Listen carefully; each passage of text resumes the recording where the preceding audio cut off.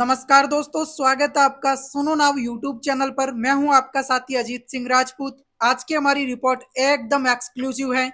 हम बात करेंगे पीएम मोदी जी के बारे में। पीएम मोदी जी ने क्यों ठुकराया ट्रंप का न्योता, और पाकिस्तान कैसे ट्रंप को नोबेल दिलवाने की कोशिश में लगा है। अमेरिका की इंटेलिजेंस और ट्रंप में क्यों हो रही है ठन गोपाल, और क्या ट्रंप भारत और अमेरिका के रिश्तों को नुकसान पहुंचा सकते हैं। पूरा मामला जानिए आसान भाषा में। तो चलिए शुरू करते हैं।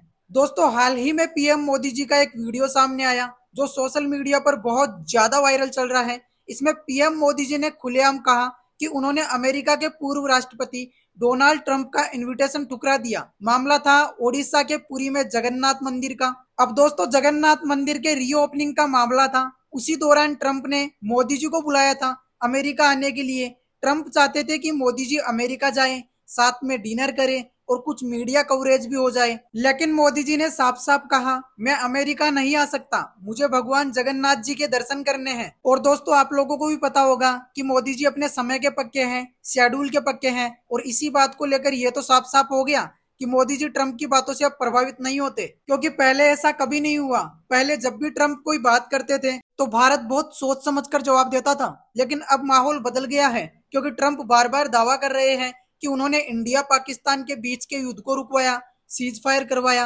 और इसीलिए उन्हें नोबेल प्राइज मिलना चाहिए। मोदी सरकार ने अब साफ साफ कह दिया, इंडिया ने कभी किसी थर्ड पार्टी मीडिया को स्वीकार नहीं किया। और अब बात करते हैं पाकिस्तान की। पाकिस्तान सरकार ने 2026 के नोबेल पीस प्राइज के लिए डोनाल्ड ट्रंप को ऑफिशियली नॉमिनेट कर दिया है। जी हाँ, पाकिस्तान के सरकारी ट्विटर हैंडल से ट्वीट किया गया है कि the government of Pakistan recommends president Donald Trump for 2026 Nobel peace prize.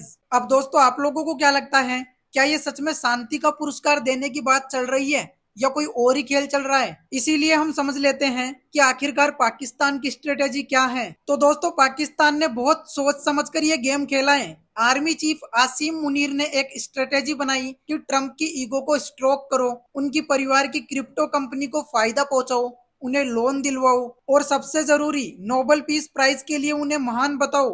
इससे ट्रंप खुश रहेंगे और पाकिस्तान को फायदे मिलते रहेंगे। लेकिन दोस्तों, अब ट्रंप बार बार ट्वीट करके ये कहने की कोशिश कर रहे हैं, ये कहते दिख रहे हैं कि मुझे नोबेल पीस प्राइज नहीं मिलेगा, भले ही मैंने इंडिया पाकिस्तान के बीच न्यूक्लियर वॉर को रोका हो। मुझे नोबेल पीस प्राइज नहीं मिलेगा, भले ही मैंने सर्बिया, कोसोवो और इजिप्ट, इथियोपिया के बीच शांति रखी हो। दोस्तों, ये सारी की सारी बातें ट्रंप बोल रहे हैं ताकि लोगों के सामने उनकी छवि एक शांति दूत की बन जाए, यानी वो एक पीस मेकर बन जाए, भले ही हकीकत कुछ और ही हो। अब इस बात को लेकर सबसे बड़ा सवाल ये उठता है, क्या ट्रंप बदल चुके हैं। क्योंकि ट्रंप पहले पाकिस्तान के खिलाफ खूब बोलते थे, यहाँ तक कि उन्होंने एक बार ट्वीट भी किया था, पाकिस्तान झूठ बोलता है, पैसा लेता है, लेकिन आतंकवाद के खिलाफ कुछ नहीं करता। लेकिन अब वही ट्रंप पाकिस्तान की तारीफ कर रहे हैं और वहां की सरकार उन्हें नोबेल पीस प्राइज के लिए नामांकित कर रही है। ये कैसे हो सकता है। तो इसका जवाब है ट्रंप की सत्ता की भूख। उन्हें चुनाव जो जीतना है, और चुनाव जीतने के लिए वो कोई भी पॉलिसी बदल सकते हैं। लेकिन दोस्तों, ये ट्रंप ने क्या बोल दिया, मेरी इंटेलिजेंस एजेंसी गलत है। अभी हाल ही में एक रिपोर्टर ने जब ट्रंप से पूछा कि तुलसी गैबर्ड ने कहा ईरान न्यूक्लियर बम नहीं बना रहा। दोस्तों, आप लोगों की जानकारी के लिए बता दूं, तुलसी गैबर्ड जो अब यूएस के इंटेलिजेंस चीफ हैं, तो ट्रंप ने रिपोर्टर से कहा वो गलत है, मेरी इंटेलिजेंस एजेंसी भी गलत है। अब दोस्तों, सोचने वाली बात तो ये है, एक ऐसा व्यक्ति जो खुद की सरकार, एजेंसी और अफसरों को झूठा बोल दे, उसे अगर पाकिस्तान सपोर्ट कर रहा है तो वो क्यों कर रहा है। ये बात तो आप लोगों को भी समझ में आ गई होगी। और दोस्तों, अब हम समझ लेते हैं कि ट्रंप जो भी कर रहे हैं उससे क्या अमेरिका और भारत के बीच के रिलेशन में कुछ ना कुछ खटास आएगी। क्या ये रिलेशन बिगड़ सकता है। हाँ, ये सवाल बहुत बड़ा है। देखिए, भारत और अमेरिका के रिश्ते इतने गहरे हो चुके हैं कि कोई भी नेता इन्हें पूरी तरह से बिगाड़ नहीं सकता। लेकिन हाँ दोस्तों, अगर ट्रंप दोबारा राष्ट्रपति बनते हैं और पाकिस्तान का खुला सपोर्ट करते हैं तो भारत और अमेरिका के रिश्तों के बीच में थोड़ी बहुत कड़वाहट जरूर आ सकती है। लेकिन फिर भी दोनों देशों के बीच defence tie up, trade deals, technology collaboration, ये सारी चीजें इतनी मजबूत है कि ये रिश्ता टूटेगा नहीं। अब दोस्तों, कुछ लोग अमेरिका में रहकर भी ट्रंप का विरोध कर रहे हैं। ट्रंप को अब अमेरिका से भी चैलेंज मिल रहा है। लोग ट्रंप से सवाल पूछ रहे हैं कि आपने तो कहा था 10 दिन में यूक्रेन और रूस युद्ध खत्म करेंगे, अभी तक क्यों नहीं हुआ। आपने कहा था चाइना से टैरिफ लगाकर पैसा लाएंगे, आखिरकार कहाँ है वो पैसा। अब दोस्तों ट्रंप इन सभी सवालों से बचने के लिए इंडिया पाकिस्तान के सीज फायर की बात कर रहे हैं और नोबेल पीस प्राइज का नाम ले रहे हैं। लेकिन दोस्तों आप लोगों की जानकारी के लिए बता दूं, इस पूरे खेल में सबसे ज्यादा फायदा पाकिस्तान को हुआ है, क्योंकि पाकिस्तान को दुनिया के सबसे बड़े बड़े लोन मिलना शुरू हो गए। और दूसरी बात, कोई भी अमेरिका से उनके लोकतंत्र की बर्बादी पर सवाल नहीं उठा रहा। इमरान खान जेल में सड़ रहे हैं, फिर भी अमेरिका चुप है। आखिरकार क्यों? क्योंकि ट्रंप को पाकिस्तान शांति दूत बनाकर पेश कर रहा है। अब दोस्तों ट्रंप जैसे नेता को चाहिए सिर्फ तारीफ, अब चाहे वो झूठी क्यों ना हो। और अब हम बात कर लेते हैं उस कूटनीतिक फैसले की जो भारत के सामने खड़ा है। क्या भारत को इजराइल की निंदा करनी चाहिए या फिर अपने रणनीतिक साझेदार के तौर पर इजराइल के साथ में खड़ा रहना चाहिए? दोस्तों पूरा मामला जुड़ा है ईरान इजराइल युद्ध, ग्लोबल साउथ की राजनीति और भारत की अंतर्राष्ट्रीय छवि से। कुछ दिनों पहले ईरान ने भारत के लिए अपना एयर स्पेस खोल दिया। भारत को अपने नागरिकों को, खासकर स्टूडेंट्स को ईरान और वेस्ट एशिया से निकालना था। इस मिशन का नाम था ऑपरेशन सिंधु। दोस्तों ईरान का यह फैसला जेस्चर ऑफ सपोर्ट माना गया, लेकिन सवाल ये उठता है क्या कोई देश मुफ्त में इतना सहयोग कर सकता है?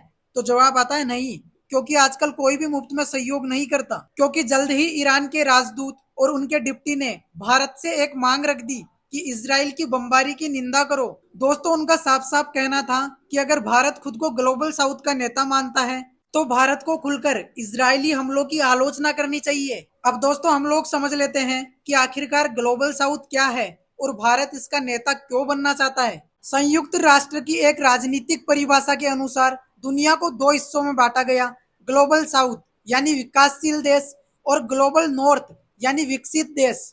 ग्लोबल साउथ में आते हैं भारत, पाकिस्तान, बांग्लादेश, ईरान, सऊदी अरब, अफ्रीकी देश वगैरह। जबकि ग्लोबल नॉर्थ में अमेरिका, यूरोप, ऑस्ट्रेलिया जैसे देश आते हैं। और भारत खुद को ग्लोबल साउथ का नेता प्रोजेक्ट करता है। पीएम मोदी जी ने कई बार इसके लिए सम्मेलन किए हैं और दुनिया भर में भारत ने लीडर ऑफ द साउथ के रूप में अपनी छवि बनाने की कोशिश की है। इसलिए अब ईरान बोल रहा है अगर आप इस लीडरशिप को सीरियसली लेना चाहते हैं तो इजराइल की निंदा करनी होगी, वरना आपकी पोजीशन कमजोर पड़ जाएगी। अब दोस्तों इस बात को लेकर भारत तो दुविधा में पड़ चुका है, क्योंकि एक तरफ तो इजराइल और दूसरी तरफ ईरान। इसलिए भारत की स्थिति बहुत जटिल है, क्योंकि एक तरफ ईरान है जिससे भारत को ऊर्जा मिलती है, जिसने एयर स्पेस खोला और जो अब कूटनीतिक समर्थन मांग रहा है, और दूसरी तरफ इजराइल है भारत का रक्षा साझेदार और India middle east Europe economic corridor में एक अहम कड़ी। इसलिए भारत ने अब तक एक बैलेंस बनाकर रखा है, ना तो इजराइल की आलोचना करता है और ना ही ईरान के खिलाफ कोई स्टैंड लेता है। लेकिन दोस्तों संघाई सहयोग संगठन की एक मीटिंग में भारत अकेला देश था जिसने इजराइल की निंदा करने वाले प्रस्ताव पर साइन नहीं किए। लेकिन कांग्रेस नेता सोनिया गांधी ने खुलकर कहा कि भारत को चुप नहीं रहना चाहिए, इजराइल की बमबारी की कड़ी आलोचना करनी चाहिए। इस तरह कई देशों में इजराइल के खिलाफ विरोध है, जैसे कि साउथ अफ्रीका एक क्रिश्चियन देश होने के बावजूद भी इजराइल के खिलाफ सबसे ज्यादा मुखर है। और ईरान में हाल ही में भूकंप जैसी गतिविधियां देखी गई है, जिसका संदेह है कि शायद वहां कोई न्यूक्लियर साइट पर हमला या न्यूक्लियर टेस्टिंग हो रही है। दोस्तों इससे ये युद्ध और भी खतरनाक हो सकता है। अब हम देख लेते हैं कि भारत को इस समय क्या करना चाहिए, क्योंकि सबसे बड़ा सवाल यही है कि भारत करे तो क्या करे। क्योंकि अगर भारत इजराइल की आलोचना करता है तो इजराइल नाराज हो सकता है, जिससे इकोनॉमिक कॉरिडोर और रक्षा सौदों पर असर पड़ेगा।